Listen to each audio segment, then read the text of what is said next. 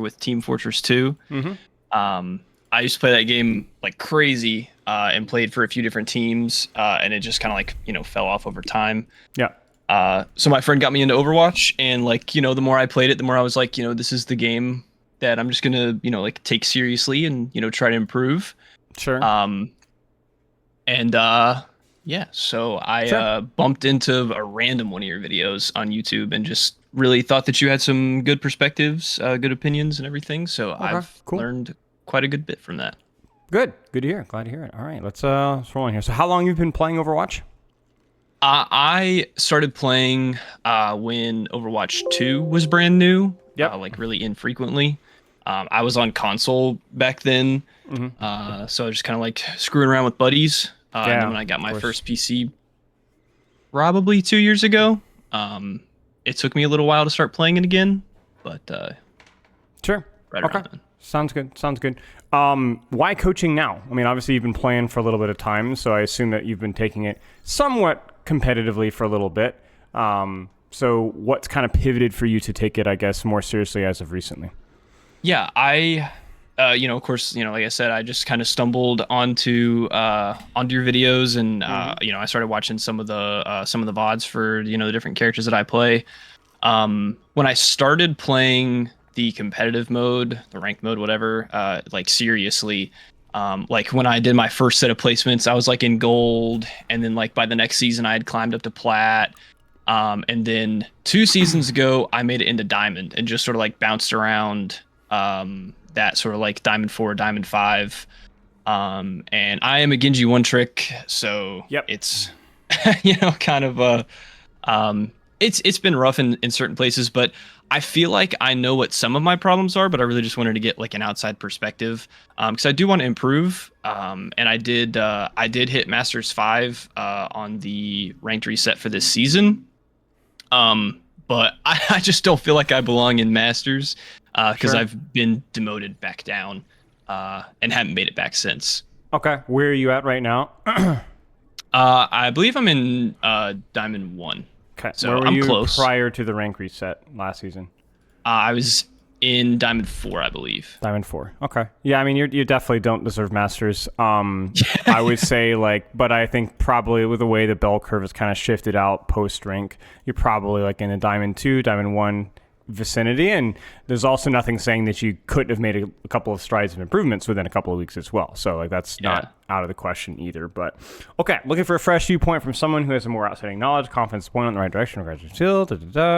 Okay, so you point out really quickly here, this might be a good time for that. You said you have a few oddly specific questions with how you analyze the game. Do you want to go over those real fast? Yeah. I did want to. I made a sticky note when I filled out the form. So I'll try and like kind of blitz through them as quick as I can. I initially started watching a lot of like OWCS analysis, just because I thought it was interesting.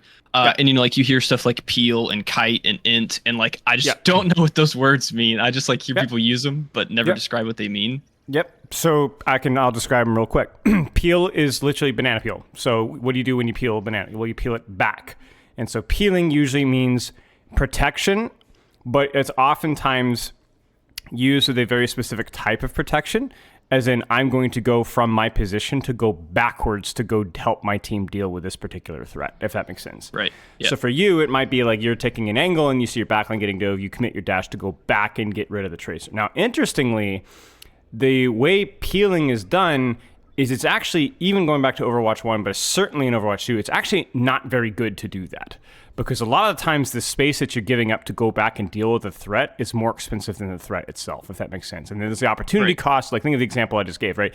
You're going to have to commit your dash to go back and deal with the tracer, and there's no guarantee that you're going to actually even stop the tracer from getting the kill, right? If you think about like what characters protect their team through proximity, well, not many. I mean, you could say Diva with Matrix, her Matrix can reach you if she's close to you. Maybe Brig with like Inspire proc can help you get, but like a lot of, I guess Lucy with this boot placement, but a lot of characters it's generally not really good to go back, and that's just a good general rule for Overwatch. So just keep that in mind. So that's what they mean by peeling generally, is going back to protect somebody or to deal with the threat. Now, the kite one you said as well? So kite, man, kite is like, just think like a kite, you float back, right? But Like run away. That's always been my understanding. Yeah, and it's exactly what it is. So, but the thing with kite is, honestly, it doesn't really make a lot of sense with how it's actually used. It's certainly not the best term. But what they mean by kiting is it means a team disengage is what it means. Okay. So as appeal, you're talking about like, I'm going to go back and deal with a threat. Kite means I'm just disengaging everything completely. So like, let's say that they commit a Winston bubble. We're going to disengage that bubble, poke it out, and then to walk forward and fill the space afterwards. You'll see this a lot with ults when we have like speed, for example. Like if we have Lucio speed or something like that, and they try to commit with their Kitsune rush, I'm going to use Mar Lucio speed to disengage that ultimate entirely. Now, crucially, kiting means that you're, again, giving up space. So you're like, well, is it worth disengaging their ultimate and giving them up all of the space in the map? Like we're going to give them the choke, we're going to give them the high ground, we're going to give them the off angles, right? And so that is, again, a very good strategic thing to do in many situations, but like peeling, it has an opportunity cost of lost space. Now, crucially, in regards to your ranked play, peeling is inappropriate, we talked about. Kiting is also inappropriate, more so than you would think in ranked play most of the time. And the reason why that's the case is because to kite effectively at a team-wide level takes a great deal of coordination, cohesion, and usually some form of speed boost. That does not happen in ranked. Can happen in pro play, it doesn't happen in rank. And so for you, good knowing what it is good. Calling for it, playing for it is usually not, if that makes sense. Yeah, right. Generally, if anything, if you're down a bunch of ultimates, you want to play more chaotic and more ratty and try to trade rather than try to disengage ults. It's just way too hard when you're working with randoms. Okay, last one is int. Inting is just basically doing something that you know is really risky or foolish, but you're doing so because the situation demands you to play for a more risky engagement. So like, let's say that you're down 2 as Genji, fight's lost, just get in there and end, trade backlines, get a kill, maybe die on cart, whatever, just end.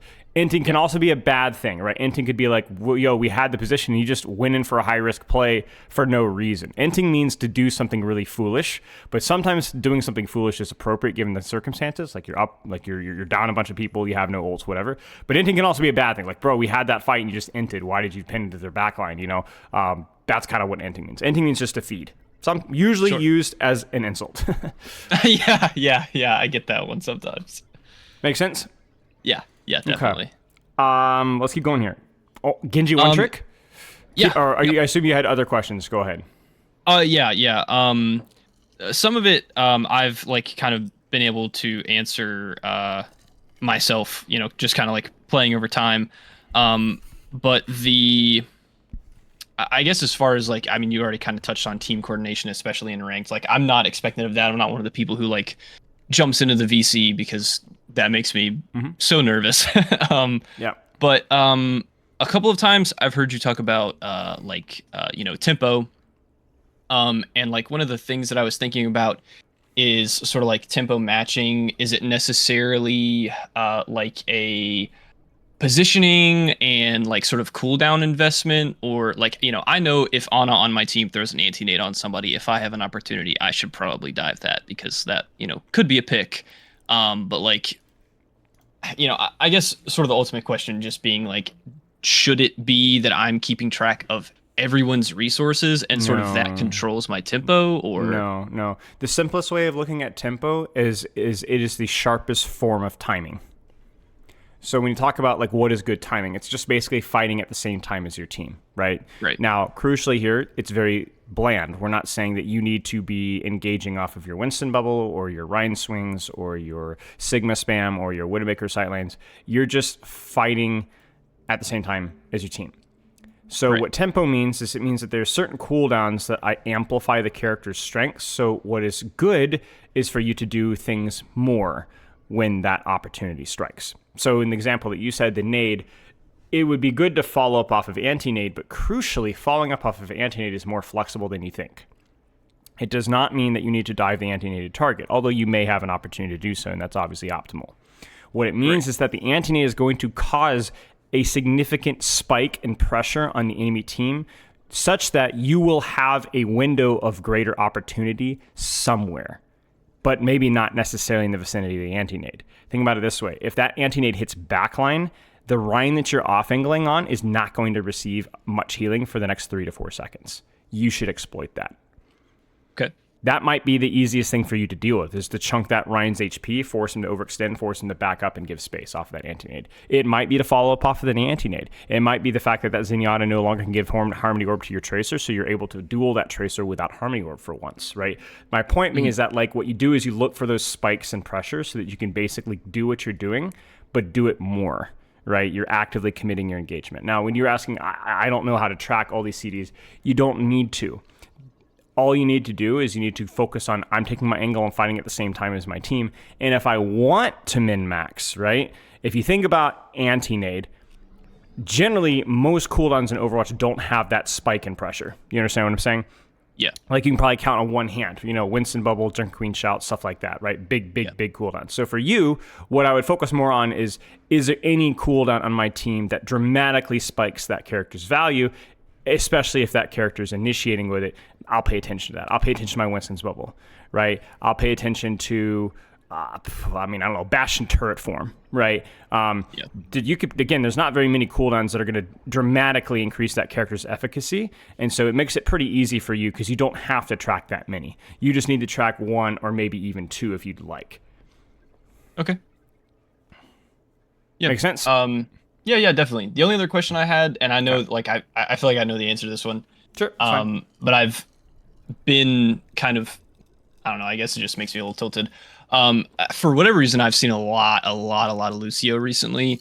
And it always, almost without fail, I pop Blade, they pop Beat. It's just like, the ultimate protect there. And I know that that's a good trade, but I guess my question there is like, do I, chase the closest person like to try and get to the overhealth, or do I just disengage because I'm sort of useless at that point? Well, it depends. So if you've got like a nano blade, you can probably just punch right through it, no problem. If you don't have a nano blade, then you're unlikely to be able to punch through it quickly, so there's a real risk that they'll kill you before you punch through it, correct? So here's what you do. You don't use your second dash reset. Got it. Yeah. That's a very harsh rule. Obviously, there's nuance to that. You can use your judgment with that, but a good general rule is just to not use your dash. Keep chopping away on the back line, on the beat, and the overhealth target. And if things start to get a little spicy, just dash out. But if you don't need to dash out, well, then you can get a kill through blade or through beat. It's just going to take your entire blade. Sorry. So in that situation, that encourages you not to use your final dash reset because it's not a guarantee that you'll be able to, if that makes sense. Sure. Yeah. Makes sense. Yeah. Okay. And in terms of like beat versus blade, beat is going to be one of those things where. It's hard to really judge. I would say probably on paper, beat's just better, but there is that world where, like I said, you're able to use all of your blade and then you're getting kills through beat, right? In addition to that, there's a risk for the Lucio to actually utilize the beat. You can Ajax him with 2 slashes if you catch him off guard or if he's low. So there's all sorts of little counterplay to that. But yeah, TLDR is that it's fine. Yeah. Okay. Any other questions on that regard before we look at the rest of your form? No, that's it. Okay, let's keep going here. Any questions about training time? I'm looking at your form here at the time. Sounded like you've got a good quantity. Yeah. My playtime is really inconsistent. But on the days that I have time, that's just kind of what I do. I have a friend, the same friend who plays on Xbox, that we play a lot, so I usually end up playing quite a bit more quick play, unfortunately, than I do ranked. Sure. But my if I'm devoting an hour or two of just actually playing ranked, my warm up is pretty much I'll spend 2 minutes on Vaxta, trying to make sure that my aim isn't all jittery and stuff like that. Sure. And practice the flicks, just kind of get stuff warm. And then I just sit in deathmatch in the queue. Sure. Okay. Do you have any questions on your tryhard days, how you should be practicing? No, I have, again, I've watched a lot of the Genji VODs. So, I know the, short range off angle, play for cover, position and setup, for the Dragon Blade. Yep. I feel like I have a decent understanding of the character. Okay. Just the execution sometimes. Right. Biggest thing for you in terms of practice is just giving the consistency of your practice quality. If you haven't already put time into it and finding the perfect marriage of playing for casual and playing for practice, I would do so. playing a lot of time with quick play with friends is like really fun, and obviously should be something that you should continue to do. But obviously there could be a balance there of like, can I get a couple of ranked games in, even just one ranked game in on one of my more casual days first? Am I getting my practice time first versus my casual time later? Because that's obviously optimal, because your performance during casual time is kind of irrelevant. Just little things like that if you can clean up, is something worth considering, because like long term, there's nothing more important than practice time, and quality practice time. So you have to kind of evaluate that. Okay. Last thing to talk about is, at the time in the forum, you talked a little bit about getting frustrated, getting tilted, being inconsistent depending on the mood that you're in. Definitely my biggest problem. I am just a very negative person. So, fighting against Moira will just like make me super flustered. Yeah. It's gotten better. I try and take breaks. And I have refrained from tilt queuing for a long time, so it's definitely not as big of a problem as it used to be. But I'm pretty self-critical, so like, I'll make a stupid mistake and call myself stupid for it. Sure. And it just like makes it worse. Sure. How good are you with your practice structure? Like, are you, in terms of, you talked about your sleep, we talked about taking breaks, not tilt queuing, taking breaks between games, going in with specific focuses, not joining team voice, not joining team chat, and so on. Yeah, usually I disable those things. I usually take a break in between like every other game, kind of depending on like whether I'm chit-chatting with somebody or whatnot. Okay. And for the most part, I've really just been like queuing and thinking about like, take that angle, the short range angle, that's like optimal. And then when I have my blade, I try and like really hyper focus on it, so that I can like get a good setup and be efficient, because I make some dumb decisions with the blade sometimes. Yep. Okay. Do you have any questions with practice quality and mentality, staying focused? No, I don't think so. I've done what I can, I think, to kind of eliminate some of the tilt. So sure. I mean, it really is, it's a life skill, right? So there's going to be no real shortcuts for it, right? So you just need to continue to crack away at it, like it sounds like you're doing, and just be patient, right? You sounds like you're doing the right thing. Just keep doing more of what you're doing, and we'll see where it goes. If any questions come up with that, let me know. But I guess, as always, with any skill that's worth learning, it's not really a tip or trick. It's just a skill. And like getting better with your positioning, it's just going to take a lot of practice, a lot of deliberate practice. And the good news is that it's goes beyond Overwatch, as I'm sure you know. So it's a skill well worth learning. So if I had a dime for every single person who's like, how do I improve my tilt? What's the tip for the tilt? I'm like, well, there isn't. You got to do a lot of little things. You got to be self-aware. You got to practice this stuff like this. It's a skill that you've trained yourself to be as where that you are, and so now you got to compensate. So, okay, let's get into it here. If you don't have any other questions, we can look at some replay review. We can do some live coaching. It's up to you. Yeah, I have.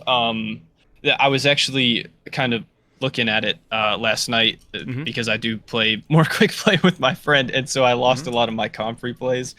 But I do have a Shambali code that I felt like I played well, but we did actually lose. Yep. So I definitely wanted to take a check at that one. Yeah, priority for me is always going to be close games where you felt like you weren't sure on the map, the matchup, whatever, win or loss. Yeah. And preferably recent, just because you can remember it. Yeah. This one I played last night. I have another one that was pretty close, and I have one that we got absolutely steamrolled. Okay, sure. We can look at whatever. So close game, recent game, the game where you weren't sure exactly what to do, correct? Yeah. Okay. Yeah.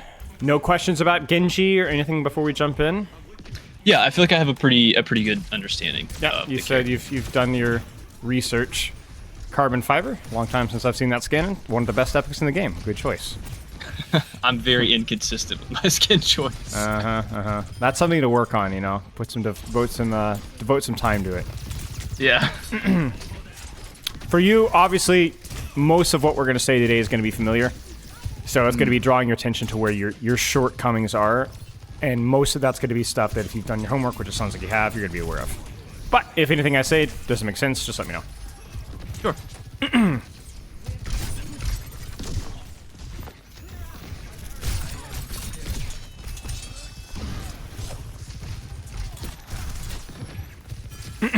No feedback? If I got nothing to say, I'm going to say it. Yeah, I was going to say, please retake the angle.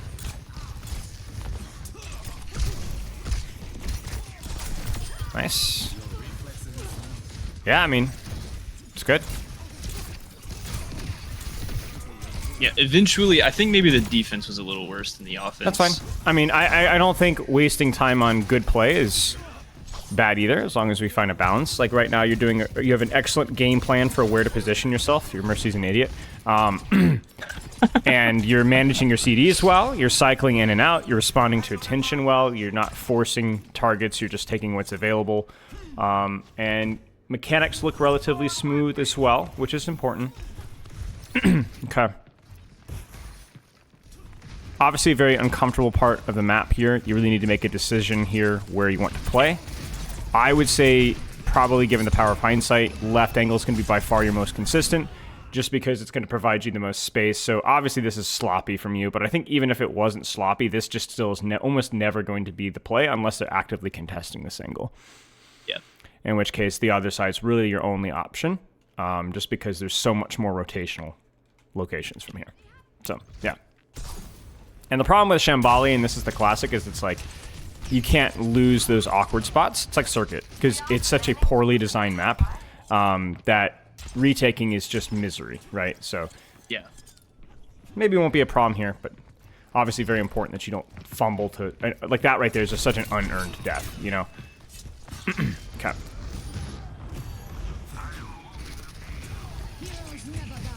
Okay. Obviously, I had confidence that you would figure it out. You do. Yeah, eventually.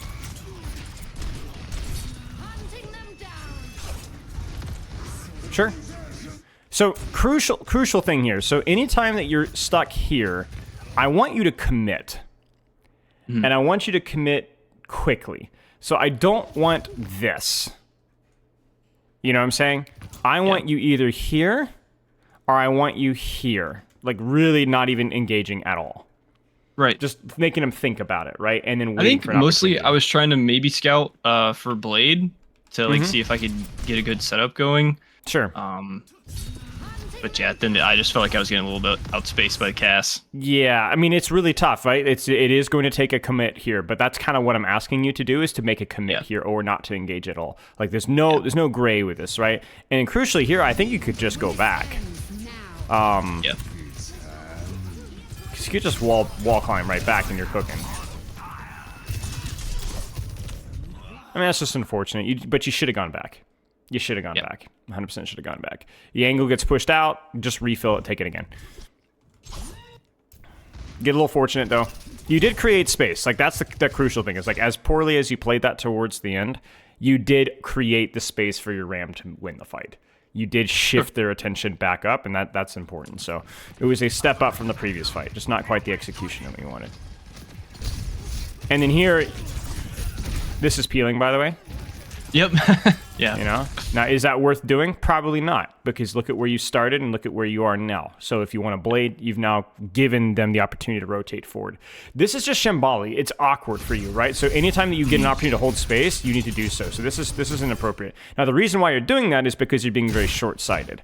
Because you're thinking, I can't really do anything from this range, right? But remember, the reason that you can't do anything from this range is because they're respecting you. Do you see it? Yeah. And they're rotating away from you. It's the exact same thing that we saw in the previous round there. But if they're respecting you, you're creating space for your team. As soon as you leave, they no longer respect you, and now they're walking forward and taking space in your team. You see that? Right.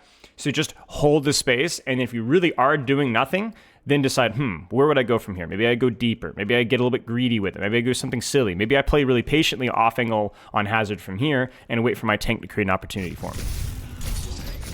But anything is better than what we're doing right now.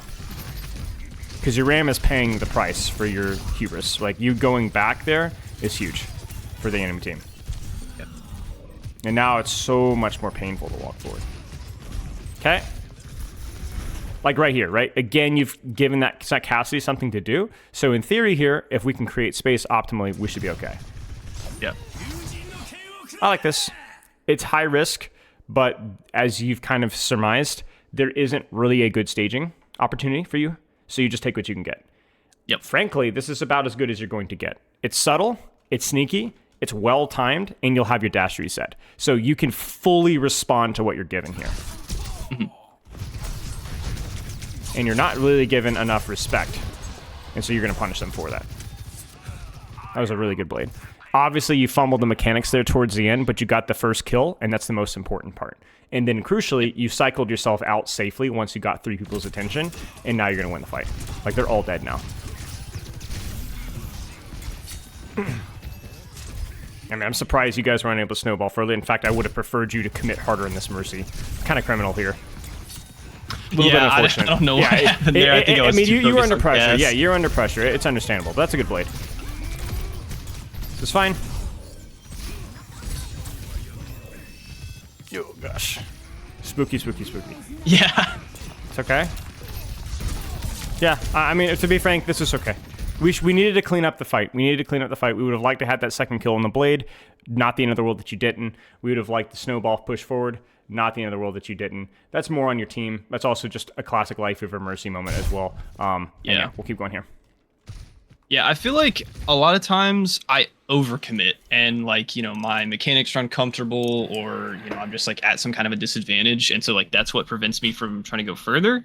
Because I just don't have those like those peaks frequently where I'm just like dashing through everyone and killing everybody and, you know, well, you have to start slow, right? You have to start one step at a time, right? So I think the way that you bladed last time was fine. You responded to the movement, you went ahead and you finished it. It's fine. It's no problem. Because you were obviously in a very high commit situation. Like, that was very clearly a 4v1. Okay. So, like, let's be honest here. Like, without help there, like, you're in serious trouble. So, like, you just took the kill, and you got out. You forced the CDs, and you got your life, right? So, like, I can't ever really fault that, so. It's just sloppy. Like, you needed to keep rotating. I mean, it's obviously a little bit of an unlucky kill as well because this character is definitely balanced. But also at the same time, like, why are you peeking this here? You know, like, what's the end goal of this rotation? Yeah, I need to be on that right-hand side, like further around the wall. You need to be further around, maybe even in the room, right? Like, you can handle a hazard, easy. You can force him to commit CDs on you. If he ignores you, you shoot him in the back. You rotate in his back line. Like, let's be honest here, this map sucks, okay? Let's just say it. It sucks. It's a badly, poorly designed map. It just sucks. It's garbage. They should be ashamed of themselves, right? But it's something that you have tools to respond with, and you're missing these crucial moments. Like, here, let's put it this way. Bad maps punish the one mistake. Sure. You're not allowed to make multiple mistakes on a bad map. You're not even allowed to make one half the time, right? So, I don't care. Okay. So what I'm seeing is not the cleanest rotations in space once things started to get tricky. First point, no complaints. Everything is smooth. Even start a second point, no complaints. And then late second point, okay, well, you probably should have gone the other side. Okay, then you went the other side, and then you should have stayed, or you should have committed either direction. Okay, now third point's awkward. Oh, you peeled back. Oh, you set up your blade well, and then, okay, we got picked. It's okay, that's not the end of the world. But then you came back, and then you didn't rotate correctly. There's just been a lot of that stuff since things have gotten a little bit shambly. Get it? Okay. Sure. That's what we needed. Thank you. Do you see what I'm saying? That's where was that? Where has that been? You know what I'm saying? Like, that's what we needed here. Because now your Ram's going to kill somebody, and that's your fault. In theory. Okay. That's not your fault. Okay. Because if you look at this here, you understand what I'm saying? Mm-hmm. We're going to win this fight. Yeah. Oh God. Okay. This is also a Life Weaver Mercy moment. He missed his pull. Your Ana clearly doesn't know how to play Ana, and then also your Freya has just missed every single push opportunity possible. But you did your job. Sure. Previous two fights you did not. So we take what we can get. I mean, this is... Oh, whoa. There you go. Staying calm. You could rep it if you wanted. I'm honestly, I was gonna say I really don't think I did. Yeah, I mean, it wasn't a mistake to not to, but yeah. Yeah. It's one of those I feel moments like every when time you're I do that, I get insta killed. Yeah. Only because you're full HP, you know, and because you have blade life. Only because of that. But I don't think it was a mistake not to, because it's one of those situations where you have the staging for it, and you might not always get the staging that you want. And it's just like, oh man, it just feels. I threw that so bad. I was so mad at myself. And you notice, and do you know why? And look at what causes that. You're like, oh, I shouldn't have gotten pushed there, right? Don't poke this. Don't poke that. This is where you died, right here. Yeah. Right now, I'm gonna give you a little bit of an out here, and your supports don't even know you exist. Okay, so this is it is what it is. But my point being is that like. The sort of like the reason that I flubbed that I feel is because I probably could have waited a little longer for Ram, and I think that's probably one of my biggest problems is not like keeping up with where my team is and either engaging too late or too early. Yeah, staging too soon. Sure, I can see that. Okay, let's keep going here. So really, frankly, it's just been poor staging on awkward points of the map.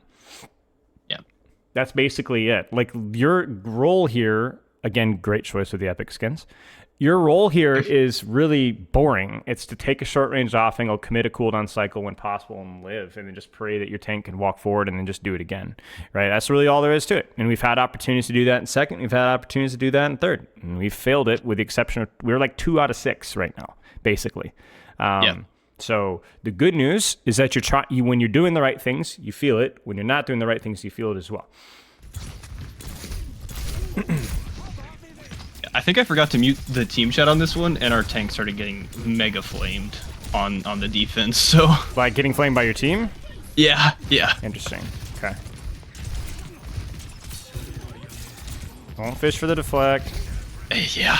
It's okay. There's the peel instinct, and you're making the correct decision to not peel here, because if your team plays this correctly, the hazard dies. The only way the hazard lives if the team is allowed to pocket him and take space off of it. So you do not peel here. You walk forward. Correct.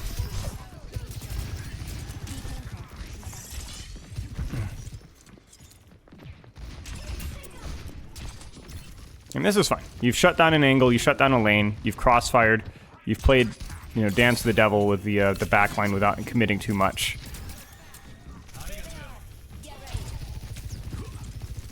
I wouldn't do this. I wouldn't do this. You need to commit here. So you're thinking too much right now, but you're not making the right decision.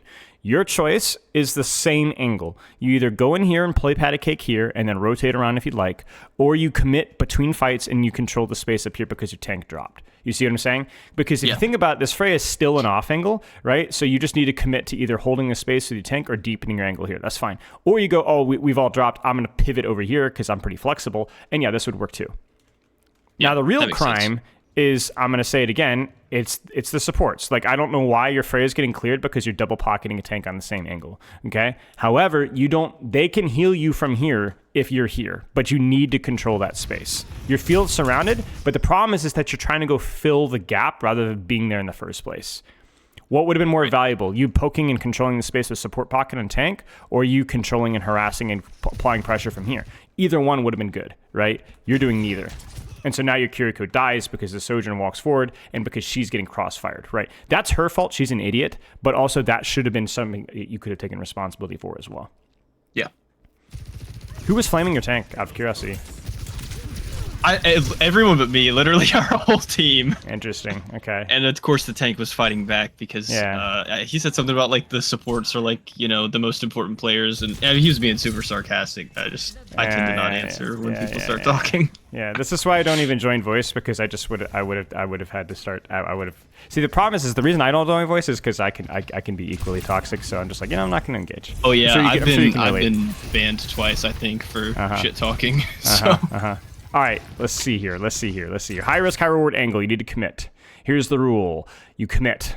You do not dance. Because you're thinking, oh, this is risky. That is correct. So you need to commit, or you need to find somewhere else to go. You rotate with your tank. You know the routine. You fill the gap, and you play, Spider-Man in the backline. That's probably actually your safest play, right? This is much more risky, but it is also much more reward-y, right? But you cannot do this. This reminds me a lot of what you did when you were here. You remember?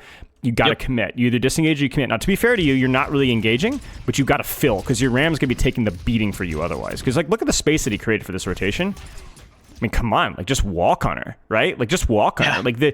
This is where it's like, okay, you're not always going to be flanking as Genji, but remember, it's short range off angle. This is not a short range off angle. So you flank. You find the short range off angle, even if it's literally in the middle of their backline. See, now you're creating space for Ram, right? It's because now they're starting to push you, and so now your Ram is healthy. But the problem is that was an opportunity for a kill there, and that's gone. And even here, just deepen your rotation, my goodness gracious. So here, I think you're being too passive, and I'm going to kind of clarify what I mean by that. I mean, you're playing your range wrong. Yeah. And I think it's because you're hesitant to flank, even though they're handing it to you on a silver platter. Yeah, I definitely am just like fearful of going in and missing every single shot and just, dying for nothing. But do you see how low your chance of death would be if you play this properly? Yeah. Why? Yeah, that Ono was so free. Because you don't need to dash, because you don't need to deflect, because you just walk with a health pack in both cooldowns. And even if you do get pushed here, there's nowhere that they can push you that you can't run away from, really. Right. I mean, you could dash back, you could dash this way, like flip the map on them, and sit, like you're just unpunishable, right? So abuse that, right? So it's weird. This hesitancy is actually what could get you more likely to be killed here, right? That's kind of my problem here, is you're being hesitant when you have an opportunity for value, but your hesitancy is also going to get you shot, case in point, right? Yep. If you're going to get shot in your own terms. Good commit.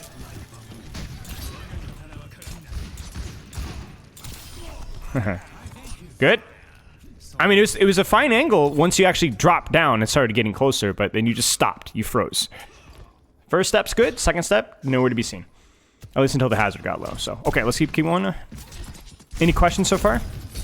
No. I think I'm understanding. Okay, we're getting a little sloppy here. Nice shots. Getting sloppy is in like what are we doing here? Like are you bad here? Are we here? Like it's a dead angle. So it's just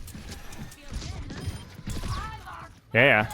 See, this is what I mean about baiting. If they're super respecting you and there's nowhere that you can really deepen from, you can kind of play with their attention without committing, and then commit on something sneaky like this here, right? Yeah. Like you don't peek this. I was definitely trying to be cautious of the hazard. Yeah. I see. That's good. That's a very worthy commit. It's a bunch of cooldowns for just a deflect. Don't scout on main. Don't scout. Yeah, I do that all the time. I'm main. like looking at it, like the like wall climb over a ledge and like peek stuff. I do that so often. Don't scout on main. Don't peel. This is fine if you're already here. You've committed a dash, and now you're giving up space, so now your aim's fricked, right?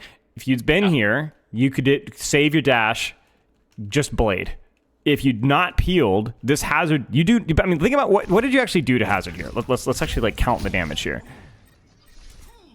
1 shuriken, 2 shurikens, 3 shurikens, dash. So it's like 100 damage, something like that. If even that, maybe like 90 damage, something like that, right? Like you're just not doing anything, right? Think about, is that worth the cost?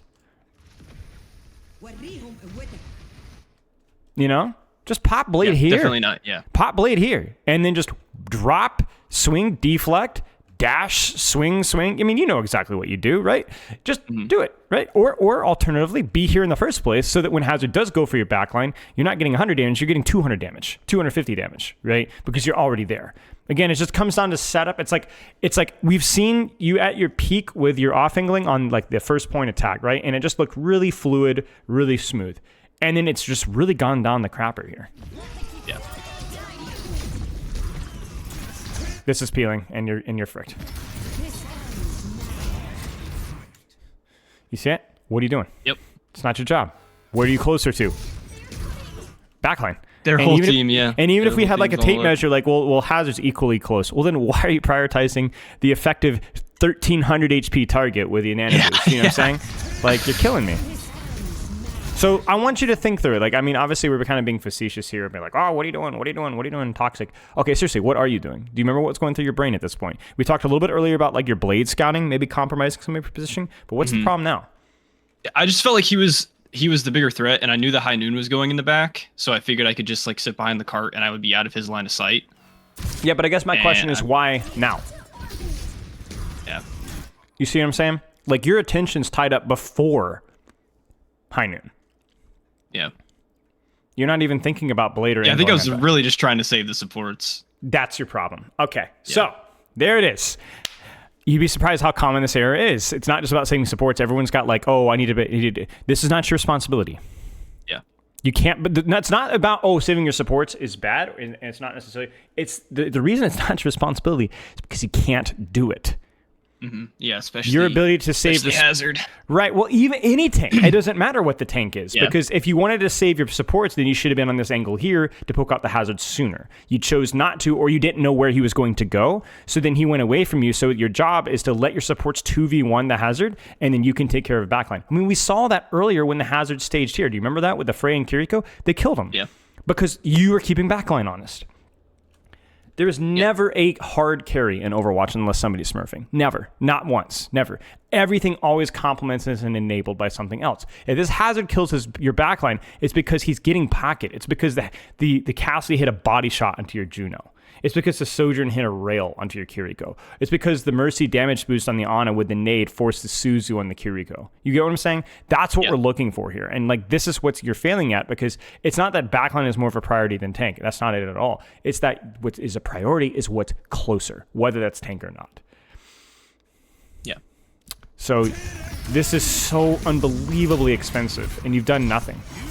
I think this is over. I mean, this is why you play Genji, right? You play Genji because he's excellent in these spaces, right? He is Spider-Man, right? So, like, that's terrifying to walk forward here as a tank DPS or support, and you threw it away. So, your Mercy's so stupid. Yeah, I was so pissed. I swear, man. I was yelling. I was yelling. Crazy. Okay. Take some space. Contest what you can contest. Yeah, we can go there. We can also go around left here because it will be short. As in, like, if you get to here, it's probably going to be a little bit closer than it was on the attack, if you remember, right? Yeah. But, sure. This is much riskier, but, again, you got to commit. You got to commit. You got to commit.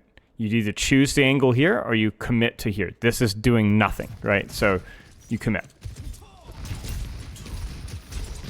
Yeah, just die. Well, yeah, maybe we can get out. Okay. I mean, again, it's a map thing, right? Like, let's be honest, right? Second point is just a train wreck. They snowballed it with one fight. Who designed this map, right? But also, first point, that's your strong point.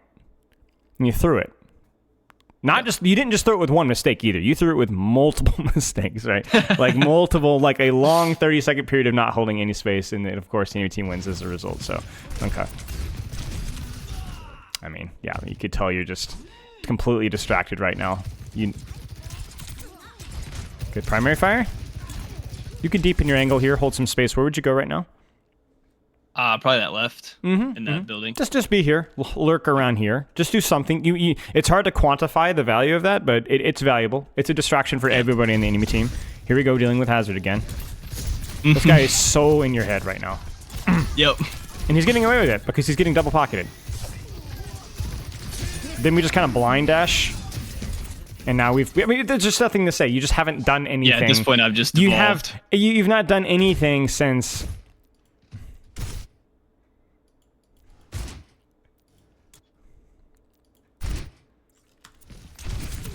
Here. when you dash the low HP hazard, right here. This is when you actually were holding some space. So, it's been 4 minutes. Okay. Yeah. Now, we can look at another code here. But before we do that, I would really, really, really, really like to kind of surmise why you were failing to rotate. On third point, I think it was different. It obviously wasn't hazard-driven, I believe. How would you describe your positional mistakes on third point? I didn't really know where to go. And I know I have some, like, the bad habits with, like, the scouting and all that. But to me, it just feels like, a confidence and a lack of map knowledge type thing. Sure. A little bit of confidence, a little bit of map knowledge, a little bit of recognition of I'm not really designed to carry this. I just need to create distractions, harass, go for a cooldown cycle, and go from there. That's basically it. You know what I'm saying? Definitely a map knowledge thing, maybe a little bit. Now, the defense was different. Describe the defense. Yeah. Oh, I was way too focused on the hazard. Hazard for sure. Using my head. Yeah. But yeah, I mean, I really just need to focus on like the angle and actually committing. Yeah. Take space. Do what you can do. Don't worry about things that aren't your responsibility. Let's keep going. Yeah. That works for you. You can look at another code. Yeah. Let's see. So this one's a little shorter. and it is New Queen Street, and I mean, we just got steamrolled. I feel like this was like I don't want to be the guy that copes. I feel like this was just a gigantic team diff. I mean, 'cause we just got steamrolled. Yeah. I mean, I'm sure it was. I mean, especially post rank reset stuff happens. So yeah. Also, I will be thrilled if your supports are bad again. I'd love nothing more. Go ahead. I particularly struggle against Tracer. Yeah. Like I feel like I have moments, like there's a particular part in this match where like I hit a perfect flick headshot and she just insta dies, but that's one out of like several engagements that I just fold to the Tracer. Yep. So I have the luxury of coaching a lot of Tracer, right? Like my most coached character by far. And my favorite conversation with Tracer players is how they hate Genji players because they really are scared of dueling them. Oh. So, and this isn't just one Tracer player. This is a lot of them, right? Yeah. So, skill issue. Fight in small rooms, fight with verticality, play around your cooldown cycles. The hardest part with Tracer is if you lose a cooldown cycle, how do I disengage safely? Usually involves verticality or healing. Yeah. So we'll look at like, especially, and actually Genji's been getting banned quite a bit recently. So like Tracer is probably my number 2 pick at this point. So like I play her enough that like I actually don't really feel that bad against Genji. But I guess I'm more comfortable. Yeah, I mean, you know the other Genji. side of the equation, right? So Yeah. So this is just where, like, I think you just need to commit to a position. I think your problem here is it's kind of in a weird way, like, you're not trying to necessarily deal with a Junker Queen Tracer. You're just kind of taking them as they are. But the problem is I think that you're not really committing to a decision right now. And so it means it's compromising your safety. So, like, right now, you can absolutely deal with a Sojourn. You could go back to here and deal with Junker Queen. You could go back and dash Tracer, try to force her a recall because you're just right there. I mean, you could also be aware of the Kiriko, which obviously you didn't know, right? Like, that's just, you literally walked away from her. You didn't know she was there. Yeah, no idea. My point being is I don't hate your initial angle here. I wouldn't have minded you to have used that a little bit more to get closer. But yeah, you just needed to just stick with something and commit to it. Whether that's dealing with Queen or dealing with Tracer, it doesn't really matter. Good. I mean, yeah, it just wasn't quite enough. It just really wasn't quite enough damage from you. That's pretty much all there is to it. We needed cover, and we kind of ended up basically like, here's the TLDR. Why is Genji here? Yeah. Where should you be? Well, here somewhere. Okay. Yeah. That's all. Like, and so then why were you there? I don't know. Like I was just taking too much damage from the Sojourn. And backing up is not exactly the solution because here's a hint. She can still see you. Right? Yeah. You need cover. You need cover, you need verticality, you need cover. So, yeah. Okay. Let's keep going here. There's not going to be a big, juicy backline here to play. You're going to have to play jungle gym, Play up top, play your angles. And we just have the same problem, right? Like, here you're like, oh, I gotta get this Tracer, she's low, right? Which, it's fair, but why were you here in the first place? I'm not saying this is terrible, but it's certainly not optimal. Like, what adjustment would you make here? I'd definitely go up top. Just go up top again. Go up top again. What? Oh my goodness! Merry Christmas, right? Like, and you see what happens, right? And then if the Tracer's up here, well, then we fight Tracer, right? It's not that I have a problem with you fighting Tracer. It's the fact that again, it's like you have targeted her instead of a hazard of this is the threat. It's this character is 1 HP. I'm gonna go chase this character. Turns out she's not. Yeah. And then now you're dead, right? Because with Tracer, it's more about the uptime of her defensibility. For you, it's much more burst. So if you commit your burst and you don't get what you needed, you're dead. Yep. And it's also worth highlighting that you dashed somewhere where you could not deflect and then walked to safely. It was in the middle of nowhere. So if you didn't get the kill, you were dead. Yeah. I was not expecting her to blink away. Hold the space. We might be able to hold the space here. Just don't stagger. Yeah. Just don't die. Thank you. Good job. Oh, that was really good. That was really good. That's exactly how you play a Tracer duel right there. Okay. Yeah. I mean, just, don't get pulsed, I mean, basically, here's the way to look at it. It's like you're going to come to a point in time where a little bit of ult tracking will do you good, right? Like, this character has a pulse spawn, which means he's really strong in the duel. You don't have deflect. You don't have dash. And so, yeah. That's it. Yeah. Team diff? How about 3 unearned deaths in a row diff? You know what I'm saying? Yeah, how about this was just a terrible game for me. I'll even cut you some slack in the pulse because that's much more niche.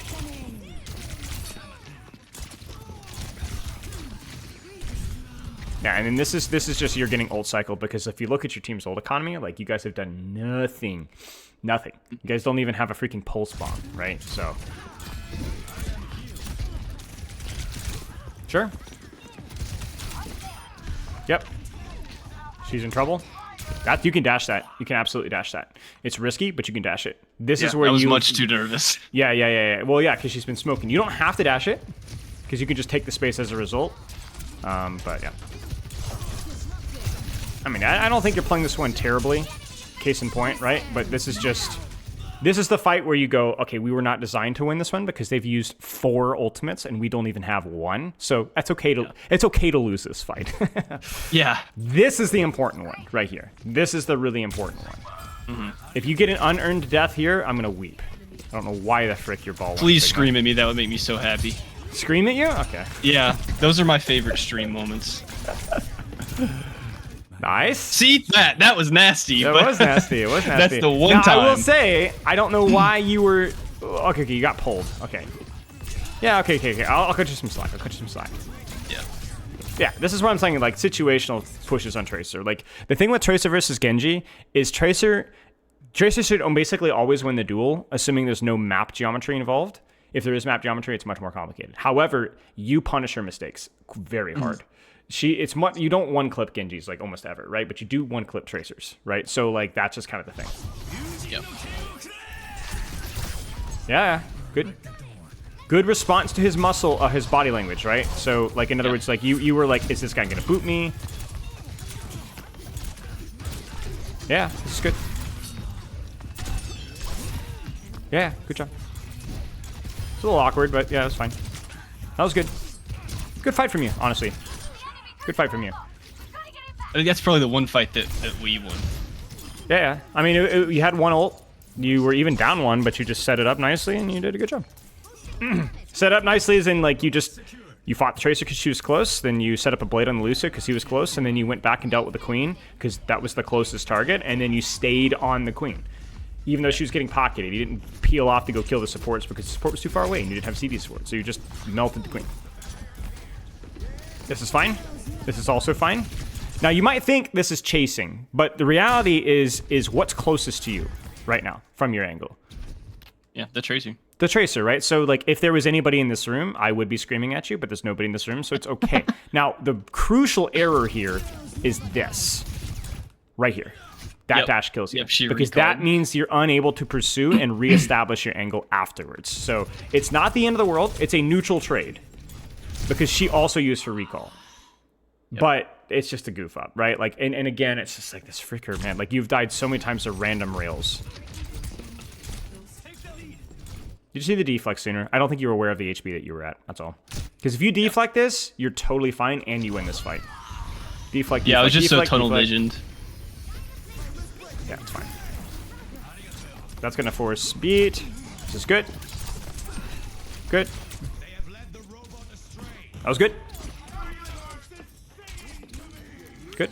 Yeah. I mean, it could have been a lot worse. I'm waiting for the other shoe to drop here because we've had a bunch of situations where you just were not positioned properly for the map. Now that's changed. Okay. Take some space. Take some space. Don't sit here. Push her. Push her. Push her. Push her. Push her. Push her. Push her because this room is good for you, right? Or ignore her and push here because this room is good for you. Your choice. We need to take space. We need to take space. No. Yeah, I didn't want to say it. I'm gonna follow because her this around. is gonna fall because this is gonna. You see how this is forcing pocket? Why? Because you're losing the duel. Why are you losing the duel? And she's getting so much value out of that. And why are you losing the duel? Because where are you taking the duel? Number one, and then crucially, how did you get here? How did you get here? You had to dash to get here. So you committed a cooldown to stage onto a bad position to take a duel. Suck city. Terrible. Yep. In what circumstance would that be appropriate? If she's got no recall, no blinks, she's half, sure, maybe. But even then, we saw how that went over here, remember? It didn't go so well. Yeah. So, yeah, I mean, it's just not good. It's just not good. Give me a second.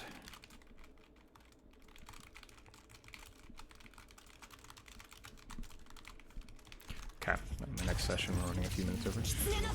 Okay, but yeah, this is just such a waste of time, right? Like, what could you be doing from here? Popping Lucio, popping Soldier, controlling Kiriko, shooting Queen, controlling spacing here. It's just bad. If you've gotten fixated on a problem again, and you're not really equipped to deal with a problem, so you're basically taking 2 resources and then not even dealing with the problem. Yeah. Is it? I want to say it's because you think Tracer's a threat. No? Yeah, like, yeah. Yeah. I mean, I figured. Yeah. That was my primary concern this entire game. Was like, where's Tracer? Yeah. You're diagnosing. You're like, this is the problem, so I'm gonna deal with the problem. And we're trolling. So it's not even that your diagnosis is wrong. Like, even if this Tracer was like a Smurf, right? Like, if you aren't set up to fight her on your optimal terms, you are going to be the one getting Smurfed on. Yeah. Which we saw that in the previous fight, right? So even here, like, you are not on an off angle right now. You should be here, and you know it, right? Like, you should be here, shooting tank, or shooting here, looking for opportunities, or even rotating to here, you know? But we're not. This is, yeah, that's good. Yeah, so this is what we talked about with your question, right? The only mistake is you screwed up your deflect. So here, you drop, great job. Blade, Sojourn ult, that immediately answers the question, right? Yep. So what do? You dash out. You screwed up your dash.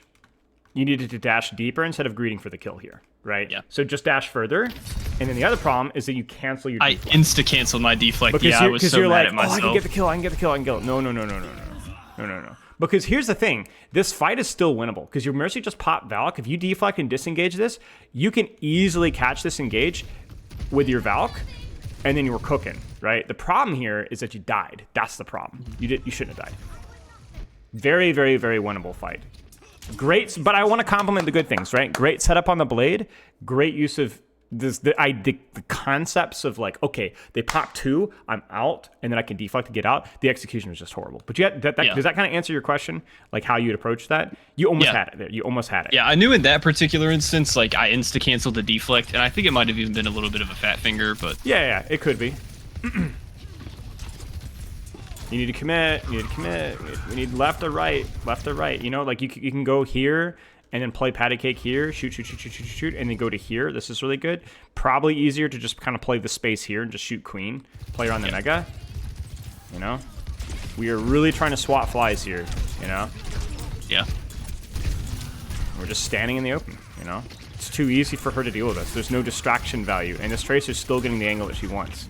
You are obsessed. My goodness gracious. Yeah. It's good though. Like I'm glad that we looked at this horrific fight, this horrific VOD, I guess. This is fine because we're here. Because this is the exact same crap we saw with Hazard. Yeah. Exact same. You're just not holding any space. That's it. Okay. Well, that simplifies things. No. Yeah. Stop trying to deal with the threat. Do your job, which is holding space where the map provides to you. And if you go back even to the first couple of fights before you got distracted by Tracer, you still weren't really taking duels in favorable angles. You're kind of holding flat space, you're getting knocked around, and so you were taking a lot more damage than you needed to. And that just needs to be done better, right? Any questions? No. I think as far as... Nah, I mean, that... It makes a lot of sense, right? Like, I wouldn't have been able to watch that back and been like, you know... That was the error. Sure. But does that make sense in terms of what I'm saying? It's not that you are dealing with Tracer or dealing with Hazard. It's that you are giving up the space that more you so are. Not dealing with with what's convenient, and I'm Correct. Not like, providing any value. Correct, So because you can absolutely deal with them if it's convenient to you, right? We talked about Genji versus Hazard, Genji versus Tracer. You have tools to deal with those characters if you are in position to do so. If not, your value you need to find elsewhere. And crucially, if the position is dealt with is really important, because if you think about things like Tracers, you might not be fighting for the same angles all the time because she wants that flat. She wants that depth. You don't. Not necessarily, right? So you may or may not run into each other. And so if you don't, that's okay. Just do what's available elsewhere. So, okay, any questions? No, as far as I did actually kind of forget about this. Sure. I've seen you recommend doing like the deathmatch, like just queuing for deathmatch to practice, mechanics and stuff like that. Yep. Every time I do that, the queue is like 15 minutes long. Like, yeah, is there skip it? Yeah. Skip it. It's sadly deathmatch is kind of dead, but what you can do is just try hard with EU ping. Are you Central, East, or West? East. Okay, so you're probably fine. The ping will be like 140. You'll be fine. You could do try hard, free for all EU. You can do Vaxta. You can do while you wait deathmatch and just really sweat for the 3 minutes that you're in there. You can even throw away the first game and just see the first game I'm going to have it my mechanics warm up game and just really focus in on my mechanics. That's fine too. Yeah. Whatever works. Okay. Any other questions? I think that's it. Okay. Good news is that I think your learning training has paid off for when you aren't distracted by butterflies. You generally, when you're putting, but with the exception of like some of the Shambali awkward spots, you kind of knew what you needed to be doing. Mechanics looked like it could definitely be better, but it definitely shows that you've put in some work and it doesn't look bad. You're cool on cycling, not trash. Staging for blades, not trash. You've put the hours in and it shows. So the training and the study that you've done, obviously we will a little bit of a rank reset fraudulent activity going on here. However, I really don't want to say that, oh yeah, you're definitely a Diamond 4, Diamond 5 player. No, I don't think so. I think you've definitely put in the improvement and you look good. So keep it up.